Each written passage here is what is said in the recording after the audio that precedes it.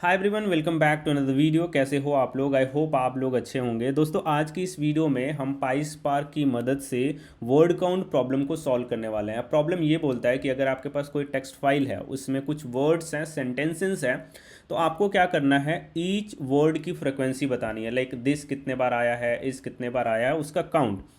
उससे पहले हम स्पार्क के बारे में समझते हैं। तो दोस्तों, basically spark general purpose in memory compute engine है, जिसको आप लोग हडूप इकोसिस्टम में यूज कर सकते हो। H D F S as a storage and YARN as a resource manager. तो हम लोग सबसे पहले एक और चीज़ समझ लेते हैं। दोस्तों, ये जो प्रॉब्लम है बहुत ही सिंपल है, लेकिन बहुत ही बार ये इंटरव्यूज़ में पूछा जाता है, तो इसको आप लोग आज अच्छे से समझ लो। तो देखो, सबसे पहले ना मैंने यहाँ पे अगर मैं दिखाऊं तो यहाँ पे sample dot T x T मैंने क्रिएट किया हुआ है। इसको मैं कैट करके भी दिखा दे रहा हूँ आप लोग को। ये देखो, ये सारे सेंटेंसेस हैं। तो सबसे पहले मैं क्या करूँगा, इसको एच डी एफ एस पे लेकर जाऊँगा। मैं एच डी एफ एस पे पुट करूँगा। एच डी एफ एस बोले तो हडूप का जो स्टोरेज सिस्टम होता है, उसको हम एच डी एफ एस बोलते हैं। तो सबसे पहले मैं आपको दिखा दे रहा हूँ। मैंने एक यहाँ पे फोल्डर बनाया हुआ है, मैं इसको आप लोग को दिखा दे रहा हूँ।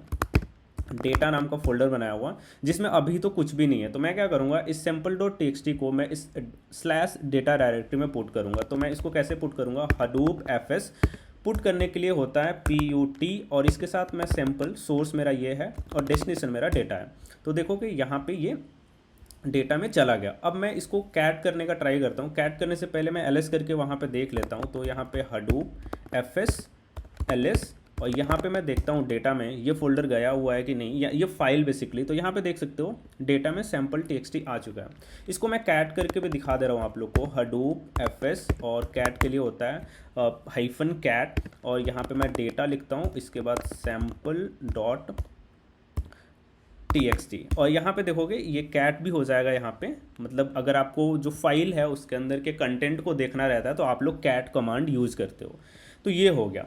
अब देखो, इसके बाद ना हम प्रोग्राम को समझ लेते हैं। उसके बाद इस प्रोग्राम को एग्जीक्यूट करेंगे। तो प्रोग्राम देखो ऐसे है। पाईस्पार्क में पाइथन का जो लाइब्रेरी है बेसिकली, उसको मैं यूज़ कर रहा हूँ स्पार्क के लिए। उसमें से मैं स्पार्क कॉन्टेक्स्ट इंपोर्ट कर रहा हूँ। तो देखो, स्पार्क कॉन्टेक्स्ट क्या होता है ना, अगर आपको आरडीडी लेवल का कंप्यूटेशन करना हो, आरडीडी के बारे में अगर जानना चाहते हो तो कमेंट करके बताना, मैं उसके बारे में भी बताऊँगा।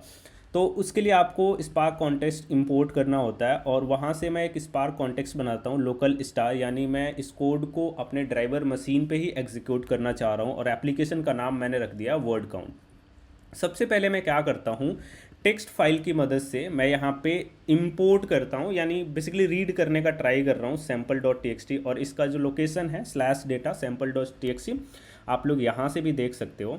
उसके बाद मैं इसको फ्लैट मैप कर रहा हूँ। फ्लैट मैप बेसिकली एक ट्रांसफॉर्मेशन है स्पार्क में, जो कि एक बोले तो ट्रांसफॉर्मेशंस आर लेजी। अगर आपको इसके बारे में भी समझना है तो कमेंट करके बताना, वो भी मैं आप लोग को समझा दूंगा। तो फ्लैट मैप क्या करता है बेसिकली, ये जो हडूप, जैसे पहली लाइन है ना, अगर मैं इसमें आपको यहाँ पे दिखाऊं, पहली लाइन है ना ये, this is Hadoop and spark lab. तो इसको क्या करेगा, स्पेस पे इसको स्प्लिट कर देगा। जैसे दिस अलग हो जाएगा, इज़ अलग हो जाएगा, हडूप अलग हो जाएगा, एंड अलग, स्पार्क अलग, लैब अलग। तो बेसिकली मैं स्प्लिट कर रहा हूँ। स्प्लिट करने के बाद मैं क्या कर रहा हूँ, यहाँ पे मैपिंग कर रहा हूँ। तो बेसिकली यहाँ पे क्या होगा, this comma one, is comma one, Hadoop comma one, and comma one, spark comma one, lab comma one. मतलब हर वर्ड के सामने मैपिंग हो जाएगी। जो वर्ड्स हैं उनके सामने कॉमा वन, ये बेसिकली एक पेयर बन जाएगा। बेसिकली पेयर आरडीडी जिसे हम लोग बोलते हैं। तो वर्ड सिंगल काउंट एक तरीके से पेयर आरडीडी हो जाएगा। उसके बाद मैं कौन सा ट्रांसफॉर्मेशन यूज़ कर रहा हूँ, रिड्यूस बाई की। दोस्तों, अभी ना इंटरव्यूज़ में बहुत बार ही क्वेश्चन पूछा जाता है, रिड्यूस बाई की एंड ग्रुप बाई की में क्या डिफरेंसेस हैं। तो आप लोग मुझे कमेंट करके ज़रूर से बताना अगर आपको पता है तो। अगर नहीं पता है तो ये भी बताना, मैं अगली वीडियो में उसको आप लोग को समझा दूंगा। उसके बाद मैं रिड्यूस बाई की यूज़ कर रहा हूँ, एक्स वाई और एक्स प्लस वाई। बेसिकली की मदद से, की हमारा यहाँ पे क्या रहने वाला है, दिस इज़ हडूप एंड, मतलब जो भी वर्ड्स हैं वो की हैं, और वैल्यूज़ इसकी क्या होने वाली हैं, 111 जो मैपिंग है। तो 111 जो भी की सेम रहेगा उसके हिसाब से वो मैपिंग ऐड कर देगा। उसके बाद मैं क्या कर रहा हूँ, एक एक्शन यहाँ पे कॉल कर रहा हूँ, और ये कॉन्सेप्ट है स्पार्क में, ट्रांसफॉर्मेशंस जो होते हैं वो लेज़ी होते हैं। एक्शंस जब कॉल होते हैं तभी जाके ट्रांसफॉर्मेशंस एग्जीक्यूट होते हैं। तो यहाँ पे मैं फाइनल काउंट कलेक्ट कर रहा हूँ। रिजल्ट में मेरा एक लोकल वेरिएबल बन जाएगा, और इस वेरिएबल को मैं रीड कर रहा हूँ इस फॉर लूप की मदद से। ये बहुत आसान है। अब मैं क्या करता हूँ, इसको कॉल करता हूँ। तो यहाँ पे मैं लिखता हूँ पाइथन। सबसे पहले मैं इसको क्लियर कर ले रहा हूँ। यहाँ पे लिखता हूँ पाइथन और यहाँ पे वर्ड काउंट, जो फाइल का नाम है वर्ड काउंट डॉट पाई। और यहाँ पे देखते हो ये एग्जीक्यूट कर रहा हूँ मैं, HDFS पे मेरा फाइल लोकेटेड था, और देखते हैं कि कैसा आंसर आता है। तो यहाँ पे देखो आंसर आ चुका है, मैं इसको थोड़ा सा ऊपर करता हूँ। तो देखो इज़ 4 टाइम्स आया है, और मैं फाइल में भी यहाँ पे दिखाऊँ तो इज़ यहाँ पे 4 टाइम्स है। देखो दिस वाला इज़ अलग है, THIS वो अलग है, एक वर्ड है, ये दिस की बात हो रही है यहाँ पे। फिर यहाँ पे हडूप एक बार आया, तो ऐसे सभी जो भी वर्ड्स थे ना उनकी काउंटिंग यहाँ पे आ चुकी है। अब कई लोग बोलेंगे यहाँ पे कैश एक बार आया है और यहाँ पे कैश एक बार आया, तो देखो दोनों अलग हैं, इसमें के कैपिटल है, इसमें के स्मॉल है, तो दोनों अलग वर्ड हैं।